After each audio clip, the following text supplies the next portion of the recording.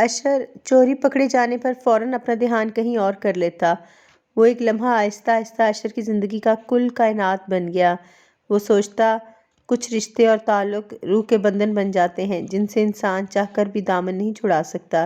جب حقیقی رشتوں کی تلخیاں بڑھتے بڑھتے زخم بن جائیں، تب ایسے ہی نامعلوم اور نازک سے بے عنوان رشتے انسان کو حقیقت کی کڑی دھوپ میں چند ساتوں کے لیے ہی صحیح سایہ ابر لگتے ہیں۔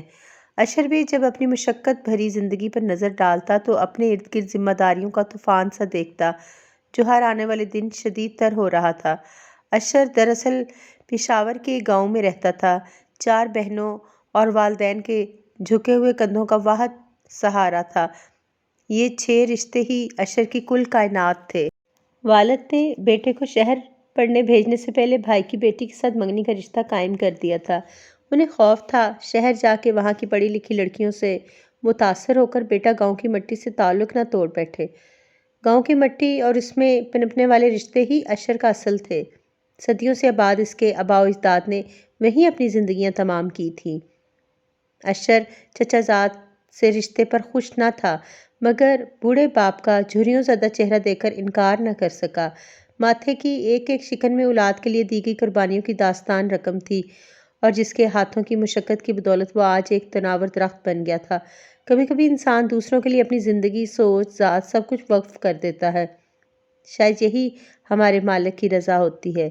اشر نے بھی اپنے رشتوں کی خاطر دل میں پنپتی خواہشات کو جڑ سے اکھاڑ پھینکا کہ ان کا پنپنا روح کی تکلیف کے سوا کچھ نہ تھا۔ 4 بہنوں کا بوجھ کندھوں سے اتارنے کی لگن میں اور والدین کو پر آسائش بڑھاپا دینے کے لیے اشر نے گاؤں کی تعلیم کے بعد شہر کا رخ کیا۔ کالج میں پوزیشن لے کر اس نے انجینئرنگ یونیورسٹی لاہور میں داخلہ لیا، جہاں روشنی اشر کے لیے جدوجہد زندگی کی تکان میں راحت کا باعث بن گئی۔ اشر میں اتنی ہمت نہ تھی کہ وہ روشنی سے بات کرے، اپنے جذبات بتا سکے، مگر وہ بتانا بھی تو نہ چاہتا تھا کیونکہ وہ یہاں نئے رشتے کو بنانے نہیں بلکہ پرانے رشتوں کو مضبوط کرنے کی لگن سے آیا تھا۔ یونیورسٹی میں اس کے 2-4 دوست ہی تھے جو اشر کے ساتھ ہاسٹل میں رہتے، وہ بھی دوسرے شہروں سے آئے تھے اور معصومیت سے بھرے ہوئے تھے۔ لاہور کی رنگینی اور ماحول دیکھ کر خوش کم اور حیرت زدہ زیادہ ہوتے۔ ان کی توجہ کا مرکز تعلیم تھی۔ روز و شب کی محنت کے باعث اشر انجینئرنگ کے ہر سال اول آنے والے طالب علموں میں شمار ہوتا۔ پھر وہ دن بھی آ گیا جب ہاسٹل اور یونیورسٹی کو ہمیشہ کے لیے خیر آباد کہنا تھا۔ ایسا محسوس ہو رہا تھا جیسے اس کی روح کی جڑیں یہیں کہیں ہیں۔ آج اجنبی ماحول چھوڑتے ہوئے اشر کو تکلیف محسوس ہو رہی تھی۔ جانے سے ایک دن پہلے اسے روشنی بھی نظر آئی۔ پسندیدگی اور محبت کا اظہار اس کی نظروں میں تو موجود تھا مگر زبان تک کبھی نہ آیا۔ روشنی کو اس بات کی خبر ہی نہ تھی کہ کوئی اس سے روح کا گہرا تعلق استوار کر چکا ہے۔ تعلیم مکمل کرنے کے بعد اشر گاؤں واپس آ گیا اور کچھ دن وہاں رہا۔ وہ مختلف جگہوں پر ملازمت کی خاطر درخواستیں بھی بھیجتا رہا۔ وہ بوڑھے باپ پر بوجھ نہیں بننا چاہتا تھا۔ ماں اور بہنیں اس پر صدقے واری جاتی تھیں اور خوب خاطر مدارت کرتیں کہ ان کا بھائی چند دنوں کا مہمان ہے، ملازمت ملی تو پھر کئی دن بعد گاؤں چکر لگایا کرے گا۔ ایک دن اشر اپنے گھر کے پچھواڑے بیٹھا اپنی نوکری کے بارے میں سوچ رہا تھا کہ چھوٹی بہن پلوشا ایک لفافہ اٹھائے بھاگتی ہوئی اس کے پاس آئی اور بولی، لالا لالا اس میں دیکھو کیا ہے۔ اشر نے لفافہ کھول کر دیکھا تو اس میں ایک پرائیویٹ کمپنی کی طرف سے نوکری کی پیشکش کا خط موجود تھا۔ دونوں بہن بھائی بھاگ کر گھر کے اندر گئے، ماں باپ سے لپٹ گئے اور جھوم جھوم کر نوکری کی خوشخبری سنائی۔ اشر کو بہت اچھا لگا کہ جس پیڑ کو اس کے باپ نے پوری زندگی محنت و سخت کوشی کا پانی دیا، اس پر اب پھل لگنے کا وقت آ گیا تھا۔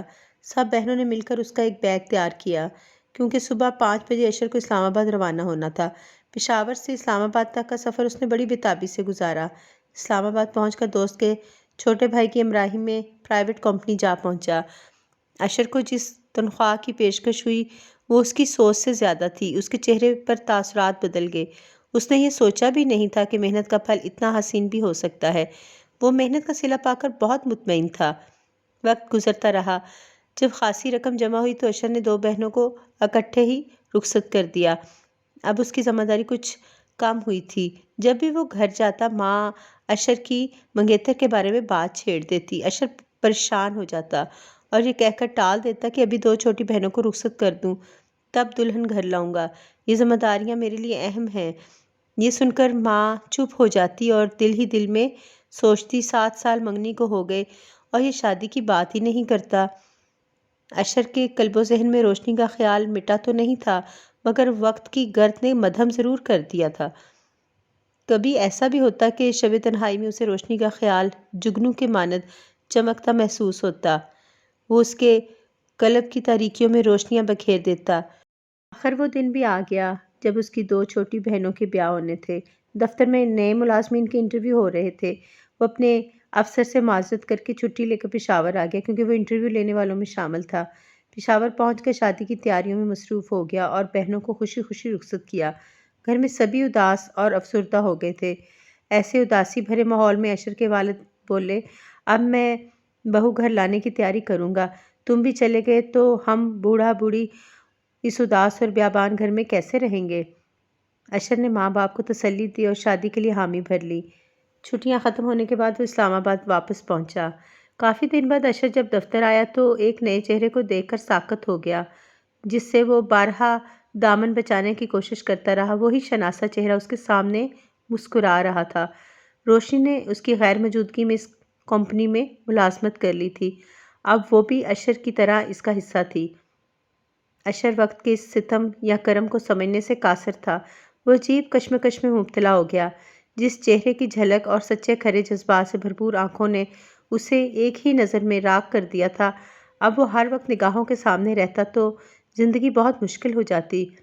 اشر انہی خیالوں میں گم تھا جبکہ روشنی اشر کو وہاں دیکھ کر خوش تھی کہ کوئی شناسا چہرہ مل گیا، مگر وہ روشنی کے سامنے جانے سے کترانے لگا اور بہت کم بات کرنے کی کوشش کرتا۔ اس کی راتوں کی نیندیں اڑ گئی تھیں۔ مسلسل 1 ماہ تک کشمکش کی کیفیت اور اضطراب سے دوچار رہنے کے بعد اس نے ایک فیصلہ کیا، یہ کہ اسے یہ نوکری چھوڑ دینی چاہیے، کیونکہ وہ جانتا تھا ماں باپ نے جہاں منگنی کر رکھی ہے وہ تعلق کبھی نہیں ٹوٹ سکتا۔ منگیتر 7 برس سے اسی کے نام کی انگوٹھی ہاتھوں میں سجائے سپنے دیکھ رہی تھی۔ اشر نے سوچا، میرا تو دل کا تعلق ہے، اسے توڑتے ہوئے صرف مجھے تکلیف ہوگی، جبکہ والدین کے باندھے کے رشتے کے ٹوٹنے پر کئی دل دکھی ہوں گے، کئی زندگیاں متاثر ہوں گی۔ چنانچہ اشر نے چند ذاتی مجبوریاں ظاہر کر کے ملازمت سے استعفیٰ دیا اور اپنے گاؤں چلا گیا۔ وہ مختلف جگہوں پر ملازمت کے سلسلے میں درخواستیں بھیجتا رہا۔ آخر اسے لاہور میں ایک اچھی کمپنی میں نوکری مل گئی اور اس کی زندگی کا نیا باب شروع ہوا۔ اب وہ بہت مطمئن اور پرسکون تھا کہ اس نے اپنے حقیقی رشتوں کے ساتھ دغا نہیں کیا۔ بہترین کہانیوں اور شاعری کے لیے اردو جلد رنگ کو سبسکرائب کریں، لائک کریں اور شیئر کریں۔